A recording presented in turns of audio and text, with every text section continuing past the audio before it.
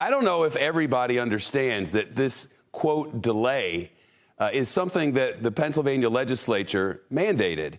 They decided that this is how the rules would be. They made it such that if it was close, they would have this lag to count and talk and complain and file lawsuits. It worked out exactly how they planned, but ugh, yuck. Yeah. Yeah, the Pennsylvania GOP, this is exactly what they wanted. They wouldn't even concede as little as 24 hours extra just to pre-canvass. To be clear, pre-canvassing is just simply opening envelopes and flattening out the ballots so they can be scanned, but they refuse to do even that. So this is their delay, but it's really not going to change the outcome.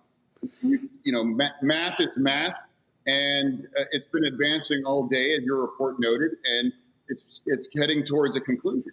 What's left over, a lot of it sounds like, is provisional ballots. Could you talk about that and what it means, Sure. A little clarity?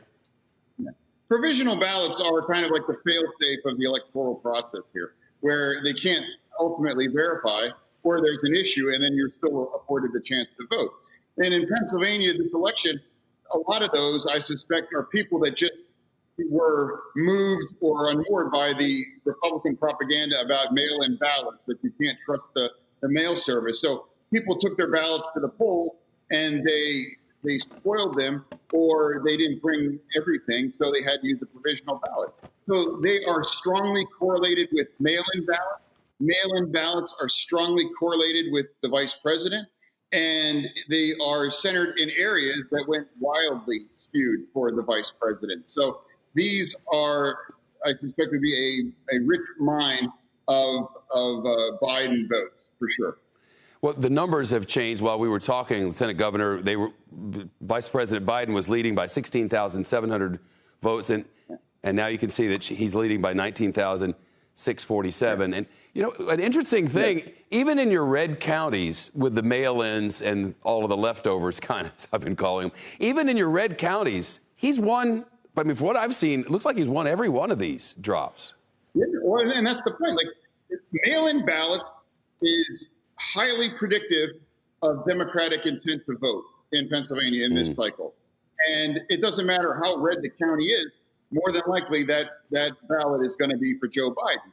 And I am not aware of a single county or region of the state that has had a definitive advantage for the president in mail-in ballots yet. And I don't think they exist. Yeah, and at a minimum, it would be a 50-50 split, which, again, treads water that doesn't advance Trump's growing deficit. Yeah, that's a fact. We've researched that, and you're right. You know, it just hasn't. I mean, yeah, it's all over, but it's all over. But the crying for the president in this, and it's just not a dignified way to wind this. I know it's all over, but the crying. You know, who am I? But it just feels like at this point we could be like, couldn't one side just celebrate and one side just kind of bow out?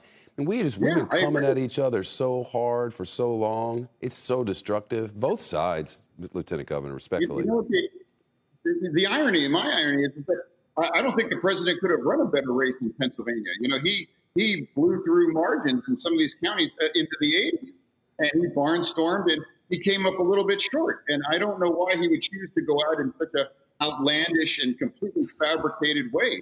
It doesn't make any sense to me, but much of his entire presidency doesn't make any sense to me. But math doesn't care about your opinion, and it's building and it's growing. Just in the time we've spent together, it's already grown, and it's going to continue to do so until it's called in an official manner. We need some new language. I know our politicians will start using new language only when we demand it.